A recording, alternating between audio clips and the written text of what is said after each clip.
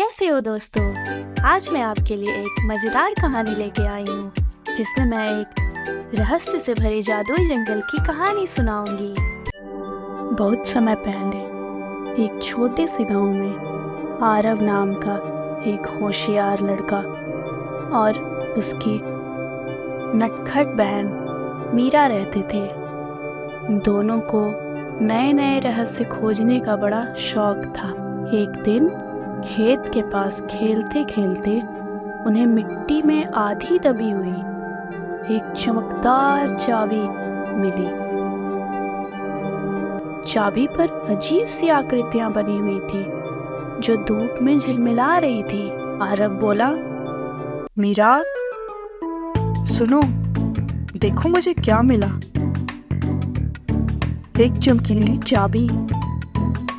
पर मुझे ये कोई साधारण चाबी नहीं लगती। लगता है किसी रहस्य का दरवाजा खोल सकती है। मीरा की आंखें चमक उठी। तो चलो ढूंढते हैं दरवाजा। दोनों भाई बहन चाबी हाथ में लेकर पास वाले गहरे जंगल में पहुंच गए। पेड़ों की पत्तियां मानो आपस में फुसफुसा रही थी। अचानक एक छोटी सी बिल्ली झाड़ियों के पीछे से दौड़ती हुई दोनों भाई बहनों के सामने आई। म्याऊ, म्याऊ, म्याऊ, म्याऊ, म्याऊ, जो कि इंसानों की आवाज में बात कर सकती थी। बिल्ली ने बोला, ओ छोटे खोजियो, ये चाबी तुम्हें उस गुप्त दरवाजे तक ले जाएगी, मगर सावधान, हर मोड़ पर एक नई चुनौती छिपी है। बिल्ली की बात सुनकर आरव और मीरा जंगल की ओर धीरे धीरे बढ़ने लगे। काफी देर पैदल चलने के बाद उन्हें एक पुराना काई से ढका हुआ लकड़ी का दरवाजा दिखा। जैसे ही उन्होंने चाबी डाली, दरवाजा धीरे धीरे खड़खड़ाता हुआ खुला और अंदर से एक सुनहरी रोशनी फैल गई। और कुछ ही समय में उस दरवाजे से एक जादुई औरत आई जिसके बालों में बहुत सारे सांप थे और वो दिखने में बहुत ही भयानक थी। पर उसने बच्चों को डराया नहीं। डराने के बजाय उसने कहा, तो आखिर तुम लोगों को ये चमकीली चाबी और ये दरवाजा दोनों मिल ही गए। रुको, मैं यहाँ से तुम्हें आगे नहीं जाने दूंगी।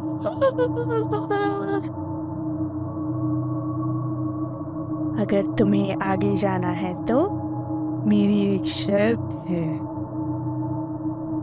तुम्हें मेरे द्वारा बोली गई एक पहेली को सुलझाना होगा। मैं अपनी पहेली बोलूंगी और तुम्हें उसका जवाब देना होगा, और तभी मैं तुम दोनों को यहाँ से आगे जाने दूंगी।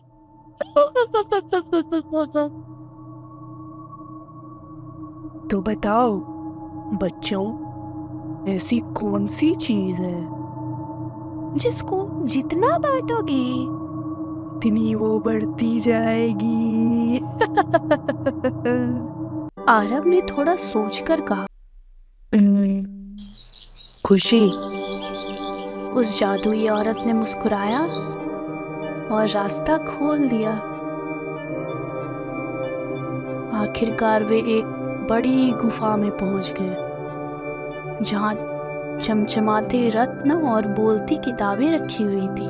किताबों ने बच्चों को बताया कि यह जंगल जादू से भरा है और जो भी सच्चे दिल से इसकी रक्षा करेगा उसे हमेशा ज्ञान और साहस मिलता रहेगा। किताबों की बातों को आरव और मीरा बड़े ही ध्यान से सुन रहे थे और वे दोनों ये सब देखकर बहुत ही खुश थे।